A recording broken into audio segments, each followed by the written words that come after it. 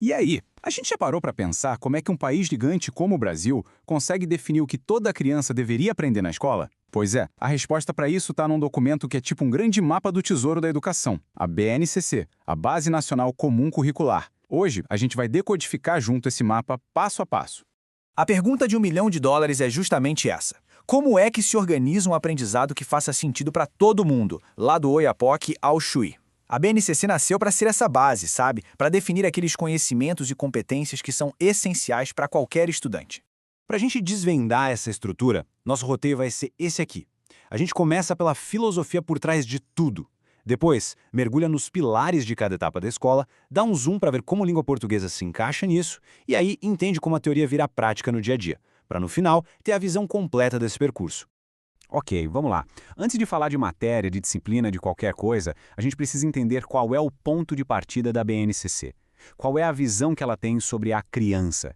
E aqui está o pulo do gato. A BNCC não vê a criança como um caderno em branco que a gente vai preenchendo. Pelo contrário, ela enxerga a criança como uma pequena cientista, sabe? Alguém que está o tempo todo observando, questionando, criando teoria, que constrói o próprio conhecimento. Ou seja, ela é a grande protagonista da história. Tá, se a criança é protagonista, como é que a BNCC organiza a primeira etapa de tudo, a educação infantil?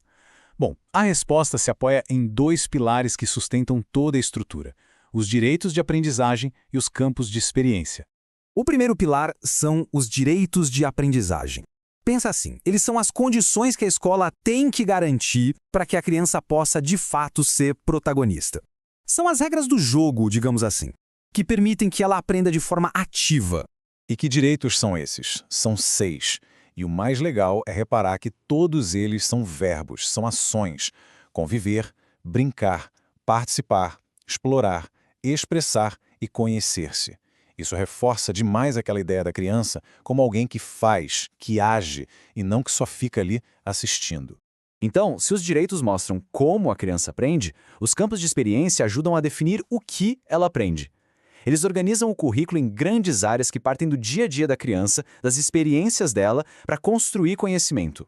Aí a BNCC traz 5 desses campos para garantir um desenvolvimento bem completo. Dá uma olhada. Eles vão desde a construção da identidade em o eu, o outro e o nós, passando pela exploração do corpo, dos movimentos, até chegar no contato com a arte, os sons, a imaginação. É bem abrangente. Beleza, a criança cresceu um pouco. E aí, como essa jornada continua quando ela sai da educação infantil e entra no ensino fundamental? A palavra-chave aqui é continuidade, mas com uma complexidade que vai aumentando aos poucos. É aqui que a gente vê a principal virada de chave, sabe? Na educação infantil, a base de tudo são as interações, a brincadeira.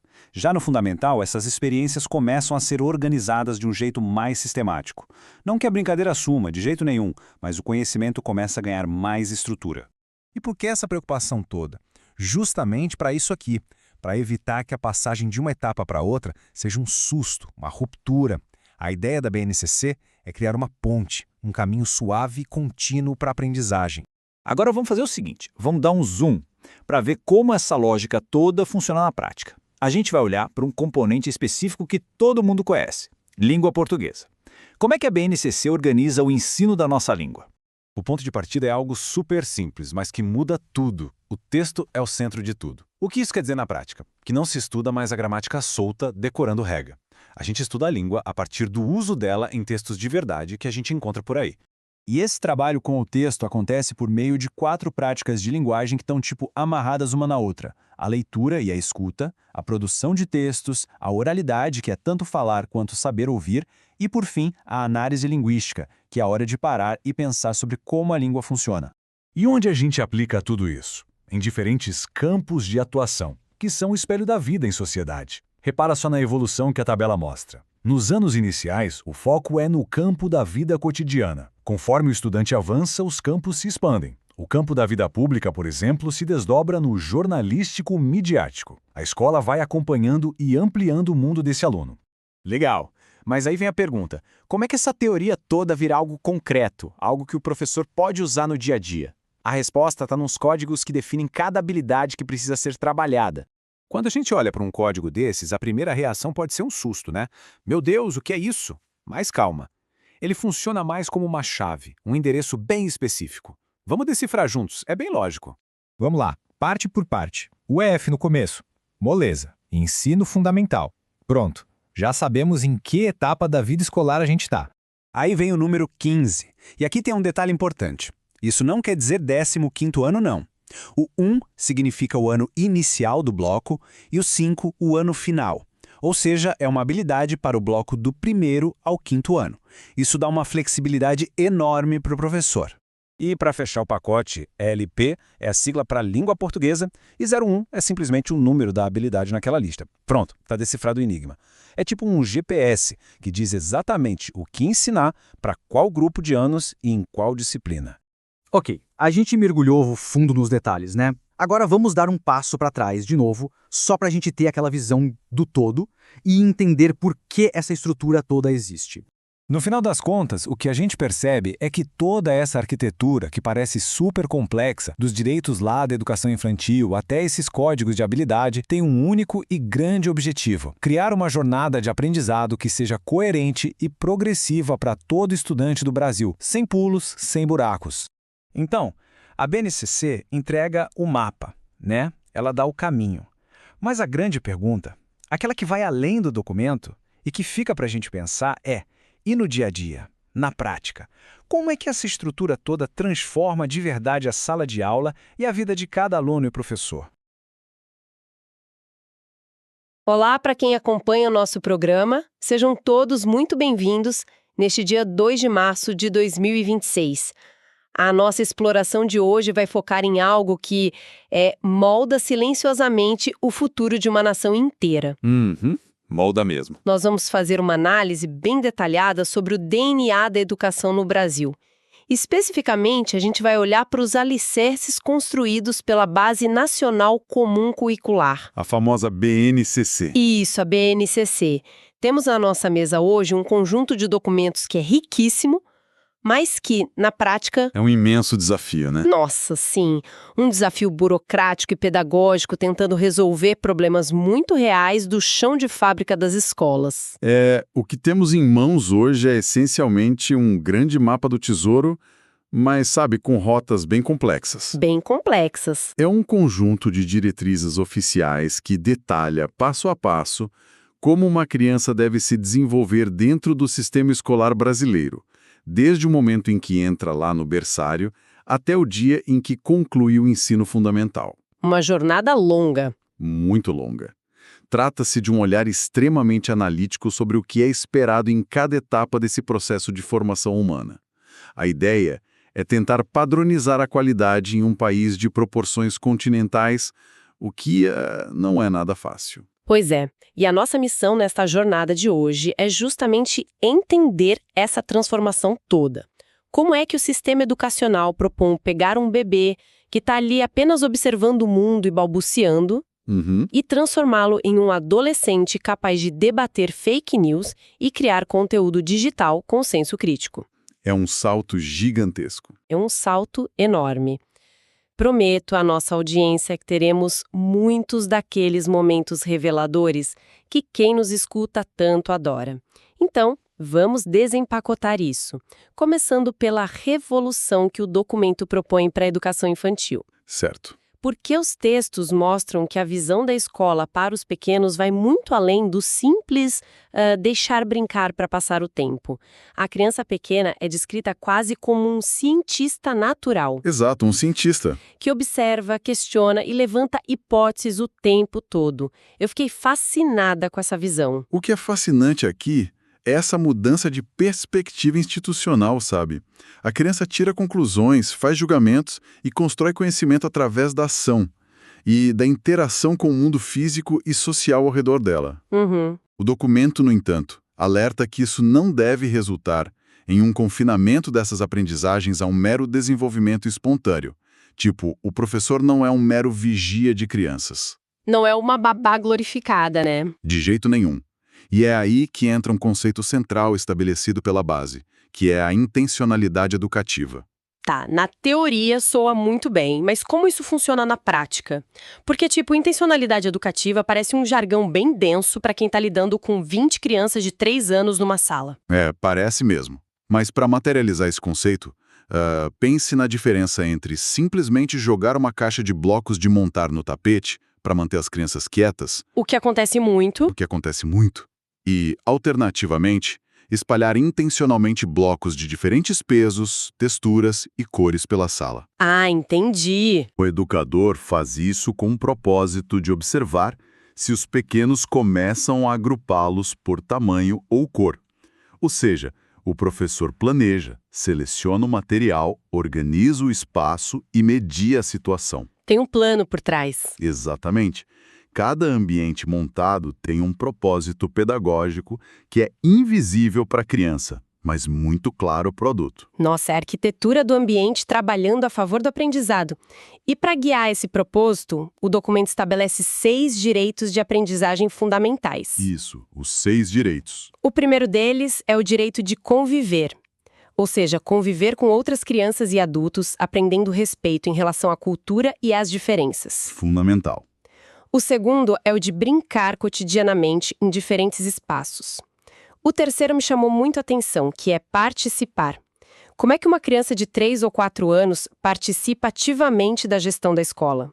Parece impossível até a gente ver a aplicação no dia a dia. Participar, nesse contexto, envolve dar à criança o poder de decisão sobre pequenas coisas que afetam a rotina dela. Tipo o quê? Pode ser uma votação na rodinha sobre qual livro vai ser lido naquela tarde, ou pedir que as crianças ajudem a organizar o canto dos brinquedos. Ah, decidindo onde ficam os carrinhos e as bonecas. Exato. Isso constrói o senso de pertencimento e de responsabilidade desde cedo. Incrível. Os outros 3 direitos fecham essa base de forma bem interessante. Temos o direito de explorar movimentos, gestos, sons de elementos da natureza. O direito de expressar-se, onde a criança coloca para fora suas dúvidas e descobertas. E, finalmente, o 6º direito, conhecer-se, que trata da construção da identidade pessoal e da imagem positiva de si mesma. Perfeito. E tudo isso culmina em uma diretriz muito clara sobre como avaliar esses pequenos. Que é um ponto super delicado. Muito. A avaliação é feita através de portfólios, fotografias e relatórios de observação. O texto é categórico, viu? Não há intenção de seleção, promoção ou classificação. Ou seja, essa diretriz tenta acabar com aqueles velhos rótulos. A escola, nessa fase, não deve classificar a criança como apta ou não apta. Exatamente. Nem como pronta ou imatura para a próxima etapa.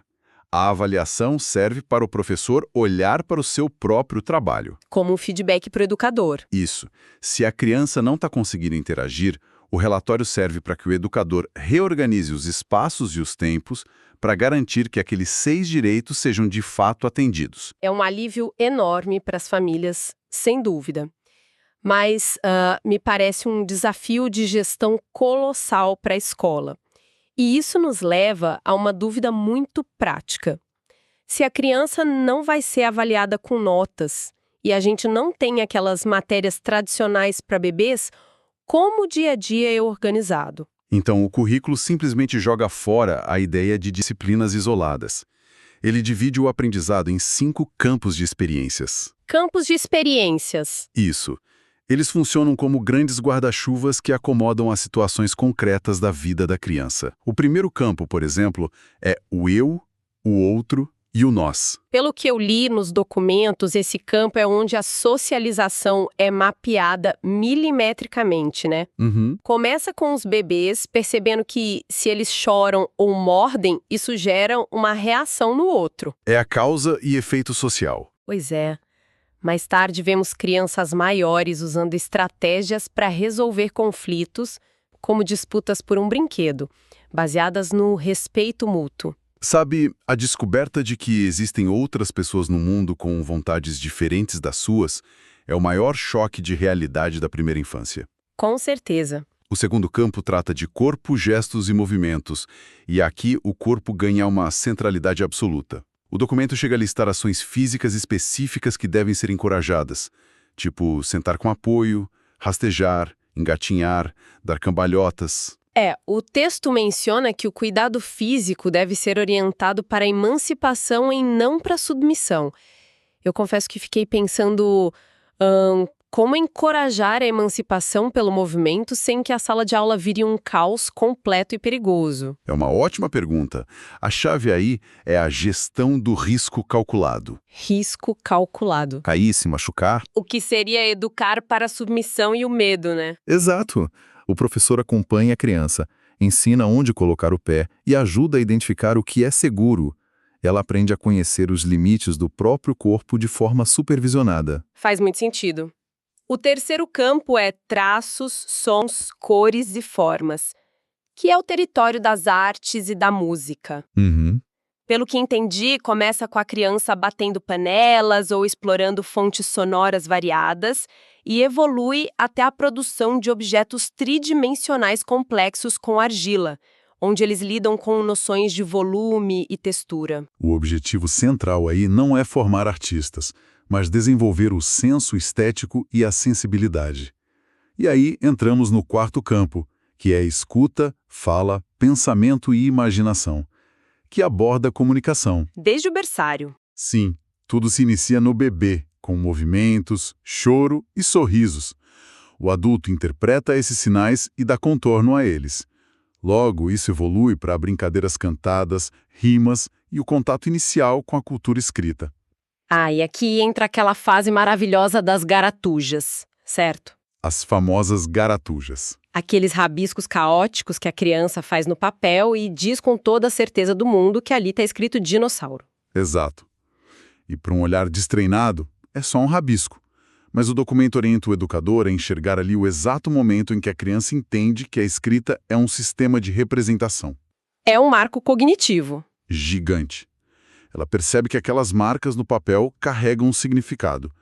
E o quinto e último campo, espaços, tempos, quantidades, relações e transformações, é essencialmente o berço do pensamento científico e matemático. É a ciência sem o jaleco branco. A criança começa a classificar objetos por peso e cor, como separar brinquedos pesados dos leves. Começa a entender o conceito abstrato de tempo, diferenciando ontem, hoje e amanhã. Que é dificílimo para eles. Muito! E passa a observar fenômenos naturais de forma estruturada, como a chuva, o vento e as plantas crescendo. E para quem nos acompanha, vale reforçar que tudo isso é detalhado para 3 grupos etários bem específicos. Isso é importante pontuar. Os bebês, de 0 a 1 ano e 6 meses, as crianças bem pequenas, de 1 ano e 7 meses até quase 4 anos, e as crianças pequenas, que vão de 4 anos até quase 6 anos. É um trabalho de formiguinha. Um trabalho de formiguinha que constrói a base de tudo. E, de repente, esse ciclo acaba. O ciclo da educação infantil. Sim, a criança cresce e precisa entrar no ensino fundamental, que é uma verdadeira maratona de 9 anos, indo dos 6 aos 14 anos de idade. Nossa! Esse é um dos momentos mais críticos descritos nos documentos, que é o perigo da ruptura. E aqui é onde a coisa fica realmente interessante. Como é que o sistema lida com essa transição para não traumatizar o aluno? Porque a mudança de um ambiente focado em campos de experiências e brincadeiras para um modelo de ensino muito mais formal deve ser brutal. É brutal se for mal feita. O texto é muito cuidadoso ao exigir que a escola estabeleça estratégias de acolhimento afetivo. A transição tem que garantir integração. O que isso significa na prática? Que a criança já sabe fazer, sem ignorar o passado recente dela. Há uma imagem conceitual muito forte nos documentos que ilustra isso perfeitamente, que é uma estrutura de cubos brancos empilhados. Eu vi essa metáfora, achei fantástica. Cada cubo representa uma etapa educacional. Se conectarmos isso com a imagem maior, com a realidade de uma sala de aula, o que acontece se empilharmos esses cubos de forma desalinhada? Bom, se o cubo base, que é a educação infantil, não estiver perfeitamente alinhado com o cubo de ensino fundamental, a estrutura inteira fica instável. Faz sentido. Vamos trazer isso para o concreto. Imagine uma criança de 6 anos que entra no primeiro ano do ensino fundamental e, de repente, é exigido que ela fique sentada em silêncio por 4 horas copiando do quadro. O que é bem comum de se ver. Pois é. Se essa criança não teve a oportunidade de desenvolver a autorregulação e autonomia lá atrás, no campo de experiência o eu, o outro e o nós, ela não vai conseguir acompanhar. Ela trava. A frustração vai gerar problemas de comportamento e bloqueios de aprendizado. A educação infantil não é um pré-requisito excludente, mas é a fundação inegociável da casa. Se você tira o cubo de baixo, tudo desmorona. E uma vez que a criança está com essa fundação estabelecida e entra no ensino fundamental, ela dá de cara com o maior desafio cognitivo da infância. Sem dúvida. Vamos fazer um microzoom agora nos 2 primeiros anos do ensino fundamental, o primeiro e o segundo ano. É aqui que acontece a mágica e o suor da chamada matemática das letras. O grande foco desses 2 anos é a alfabetização. Mas o documento separa muito bem 2 processos que a gente costuma colocar no mesmo saco. Exato. A BNCC estabelece uma distinção técnica crucial entre alfabetização e ortografização. Que parecem a mesma coisa, mas não são. Nem um pouco. A alfabetização, que é a meta desses 2 primeiros anos, foca no domínio da mecânica da leitura e da escrita. É a capacidade de decodificar o sistema alfabético, transformando os sons da nossa fala, os fonemas, em representações gráficas, que são os grafemas. Basicamente ligar o som à letra. Isso. Já a ortografização é outra história. É um processo longo que dura anos, focado em dominar as regras gramaticais e as infinitas exceções da nossa língua. E para dimensionar o tamanho desse desafio para nossa audiência, os documentos trazem estatísticas que deixam clara a loucura que é a língua portuguesa. Não, a loucura mesmo. Vamos fazer um teste rápido para quem está escutando. Pensem no nosso alfabeto. Temos 26 letras, certo? Certo. Quantas dessas 26 letras têm uma relação regular, direta e perfeitamente simples com o som que elas fazem? Alguma aposta? A resposta surpreende a maioria dos adultos, viu? Surpreende muito. São apenas 7 letras. Apenas 7 consoantes do nosso alfabeto inteiro são regulares e inequívocas. O P, B, T, D, F, V e K.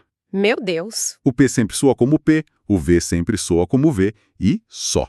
É impressionante. O que significa que o resto no nosso alfabeto é um campo minado de irregularidades. E o documento orienta o professor a navegar por diferentes tipos de regras. Não é só decorar. Não mesmo. Por exemplo, existem as regularidades contextuais, que dependem da posição da letra na palavra. A criança de 7 anos tem que olhar para a palavra e pensar, tipo, peraí, esse som forte do R tá no meio de 2 vogais, então eu preciso dobrar para RR, como em carro. Exatamente. E além dessas contextuais, o aluno precisa lidar com as regras morfológicas. Essas já exigem uma noção quase intuitiva de gramática.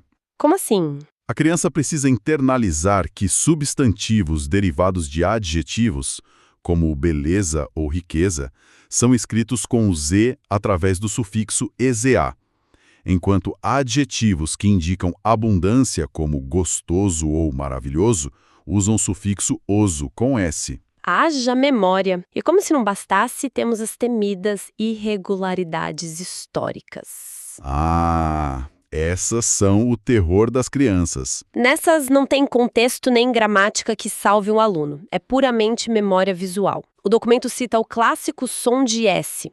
No português do Brasil, o som de S pode ser escrito de maneiras absurdas, com a letra S, C, C cedilha, X, SS, SC, Z ou até XC. É verdade. Pesadelo ortográfico para uma criança. Sem contar o pobre do H no início das palavras, que não faz som nenhum e tá ali apenas como uma herança etimológica. Tá ali só de enfeite na pronúncia. Então, o que isso tudo significa? Significa que a carga cognitiva imposta a uma criança de 6 a 8 anos para dominar esse código é simplesmente monumental. É um esforço gigantesco. Nós pedimos que elas mapeiem o som fluido e muitas vezes regional da própria fala para uma letra padronizada e cheia de pegadinhas inventada por outras pessoas há milênios. Perceber essa engrenagem nos faz entender por que alfabetizar é uma das tarefas intelectuais mais complexas do sistema escolar. Concordo plenamente. É um trabalho de arquitetura neural profunda. E o que torna essa jornada descrita na BNCC ainda mais interessante é acompanhar o que acontece com essa mesma criança anos depois. Quando ela cresce. Isso. Aquela criança que aos 7 anos estava lá suando para entender a diferença entre S e Z, aos 13 ou 14 anos, nos anos finais do ensino fundamental, vai estar diante de um mundo completamente diferente. O currículo de língua portuguesa sofre uma transformação radical. De fato, a mudança de foco é brutal. Quando chegamos nos anos finais, acabou aquela ideia de que a aula de português se resume a ler clássicos da literatura e escrever redações dissertativas no papel pautado. O mundo mudou, né? O documento simplesmente joga a toalha e admite que a internet mudou as regras do jogo. A escola precisa lidar com o mundo real da cultura digital. Exatamente. A escola passa a reconhecer que os jovens não são apenas consumidores passivos de tecnologia. A diretriz exige que eles sejam encarados como protagonistas e designers de conteúdo. Designer de conteúdo. Sim, eles pegam materiais pré-existentes, remixam, mesclam, redistribuem e produzem novos sentidos o tempo todo nos celulares deles. O currículo escolar precisa dialogar com essa gramática digital. E a lista de gêneros textuais que foram oficializados no currículo é maravilhosa. Nós estamos falando de documentos do Ministério da Educação, que agora exigem que os professores trabalhem em sala de aula com formatos que a gente consome todo dia. E quais são os formatos listados lá? Olha isso. GIFs, memes, fanfics, vlogs variados, playlists comentadas, fanzines, gameplays, detonados de jogos, trailers honestos e os nossos queridos podcasts. Isso tudo virou material de análise de texto. É muito inovador. Mas isso levanta uma questão pedagógica importantíssima. A escola não inseriu esses formatos no currículo apenas para parecer moderna ou agradar os adolescentes. Não é só para ser descolada. Longe disso. Há um alerta crítico severo pairando sobre essas diretrizes. O texto oficial menciona explicitamente o fenômeno da pós-verdade. Que é o grande fantasma da nossa época. Exato. Vivemos um cenário contemporâneo onde crenças e opiniões pessoais frequentemente ganham mais peso do que os fatos objetivos na formação da opinião pública. A viralização de informações falsas e o imediatismo das respostas exigem uma nova postura. A escola agora tem o dever institucional de ensinar esses adolescentes a checar fatos, curar informações e debater ideias com o objetivo de romper as bolhas da internet, onde as pessoas só interagem com quem ecoa as próprias opiniões delas. E aqui é vital destacar para nossa audiência um ponto que os documentos abordam com muita firmeza. De maneira puramente descritiva e baseada no texto da base, o currículo exige que os estudantes aprendam a se posicionar criticamente contra conteúdos discriminatórios. Isso está no texto. Há uma orientação expressa para que os alunos saibam identificar discursos de ódio e conteúdos que ferem os direitos humanos e os direitos ambientais. O foco é ensinar o aluno a discernir os limites jurídicos e sociais muito claros entre o que é o direito à liberdade de expressão e o que constitui um ataque a direitos alheios. É uma linha tênue, mas crucial. Sim, e tudo isso sem que a escola assuma um viés político partidário, mas mantendo-se ancorada nos princípios democráticos fundamentais. A responsabilidade que recai sobre o professor do Ensino Fundamental 2 é colossal. Educar para usos éticos e democráticos das tecnologias virou literalmente uma questão de sobrevivência social. A curadoria de informação é a nova alfabetização do século XXI. É uma verdadeira jornada de emancipação do indivíduo. Com certeza. Se a gente olhar para o arco completo que exploramos hoje, começamos com um bebê no tapete da creche, aprendendo a reconhecer os limites do seu corpo e a compartilhar um brinquedo. Aquele comecinho de tudo. Vimos essa criança enfrentar a matemática complexa de transformar sons em letras durante a alfabetização. E, por fim, acompanhamos esse aluno se transformar em um adolescente capaz de roteirizar um vlog argumentativo para desmentir uma notícia falsa nas redes sociais. Sabe, para quem escuta a nossa exploração, o valor prático de dissecar esses documentos curriculares é justamente compreender como o maquinário do Estado planeja forjar as mentes da próxima geração. Eles estão sendo preparados, bloco por bloco, para não apenas sobreviver, mas para decodificar um mundo caracterizado pela sobrecarga paralisante de informações. É um projeto muito ambicioso de construção de cidadania ativa. É um tema profundo e que deixa muita margem para pensamento. E, para encerrar a nossa análise detalhada de hoje, eu quero propor uma reflexão provocativa, construindo